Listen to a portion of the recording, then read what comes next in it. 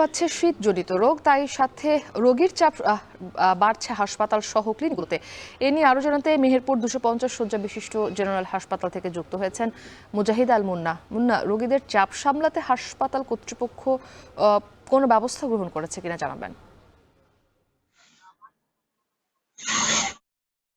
মুক্তি, আপনাকে আমি জানিয়ে রাখি, মেহেরপুরে কিন্তু গত কয়েক সপ্তাহ ধরেই নিম্নমুখী হচ্ছে তাপমাত্রা, যার ফলে আস্তে আস্তে কিন্তু শীত কিন্তু একেবারে জেঁকে বসছে।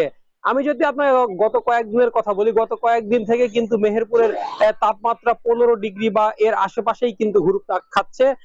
আমি যার জন্য আমি মেহেরপুরের 250 শয্যা বিশিষ্ট যে হাসপাতাল সহ আশেপাশে যেসব ক্লিনিক গুলো, সেখানে খোঁজ খবর নিয়েছি। আমি দেখেছি প্রত্যেক জায়গাতেই কিন্তু রুগীর অনেক চাপ বেড়ে গেছে। আমি যদি আজকের কথা বলি, মেহেরপুর জেনারেল হাসপাতালে 250 শয্যা বিশিষ্ট হলেও কিন্তু রুগী ভর্তি আছে 400-র কাছাকাছি। এছাড়াও বহির্বিভাগেও কিন্তু নিয়মিতভাবে 100-র অধিক অতিরিক্ত রুগী চিকিৎসা নিতে আসছে। আর এদের বেশিরভাগই কিন্তু বয়োজ্যেষ্ঠ এবং শিশু। বিশেষ করে শীতজনিত যে সমস্ত রোগ, বিশেষ করে নিউমোনিয়া, ঠান্ডা, জ্বর সহ বিভিন্ন রোগ বালাই কিন্তু বাড়ছে। আমি কয়েকজন চিকিৎসকের সাথে কথা বলেছি, তারা আমাকে বলেছে রোগীর যেহেতু অতিরিক্ত চাপ রয়েছে, তারপরেও চিকিৎসা কিন্তু নিয়মিত চলছে। আমরা অনেককে দেখেছি ফ্লোরে আপনার বিছানা বিছিয়ে চিকিৎসা নিচ্ছে, যার কারণে আপনার বেডের সংকট রয়েছে।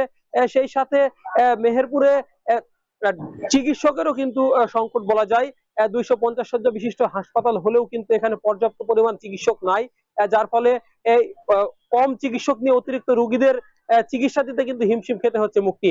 আমি এছাড়াও যদি আপনাকে আরেকটু জানিয়ে রাখি, আমি কয়েকজন চিকিৎসকের সাথে কথা বলেছি, তারা আমাকে বলেছে যে আবহাওয়ার যে পরিবর্তন হচ্ছে, এই পরিবর্তনের ফলে কিন্তু যে কোনো ধরনের রোগ বালাই হতে পারে। তাই বাড়ির যারা বয়োজ্যেষ্ঠ এবং শিশু, এদেরকে কিন্তু সাবধানে থাকার পরামর্শ দিচ্ছেন চিকিৎসকরা। এছাড়াও যদি আমি আপনাকে বলি, ওষুধের কিন্তু সংকট নয়, পর্যাপ্ত পরিমাণ ওষুধ মেহেরপুর জেনারেল হাসপাতালে রয়েছে এবং আশেপাশে যে সমস্ত ফার্মেসি গুলা রয়েছে, সেখানেও কিন্তু ওষুধের কোনো সংকট এখনো পর্যন্ত আমরা শুনতে পাইনি। মুক্তি, এই ছিল আমার কাছ থেকে মেহেরপুরে শীত জনিত বা আবহাওয়া জনিত কারণে রোগের সর্বশেষ অবস্থা।